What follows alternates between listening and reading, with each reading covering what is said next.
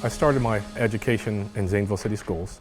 I attended Wilson, I attended Grover Cleveland, and then on to Zanesville High School. I had a great opportunity in Zanesville City Schools.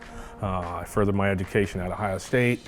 Things didn't work out as well as there, so I came back home, got a job, got support from coaches and other teammates and players, my wife, to go back to school and further my education, so that's pretty much what I did. I went to Ohio State to play football. Over time, football had become a little bit of a hassle for me. Felt at time ready to start moving to the workforce, so I got a job, worked at Anchor Glass for 22 years.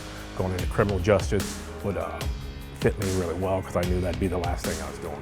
No matter the age, color, race, if you put your mind to it and have an effort and great stability, you can make it work.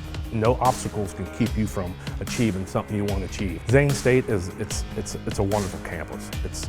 It offers so much. Places where older adults are coming back to get your education, but Zane State is one place you can do that, and they make you feel like you're 18 again coming to campus. It's one of my greatest achievements besides my kids. I just made an option that I had to do it. I want my kids to come back and say, hey, my dad graduated, because I want to see them graduate from college. And I wanted to say, hey, if I can do it, I know you can do it. Going back and getting it done was hard, but I did it. You can't describe that feeling. It's going to be amazing.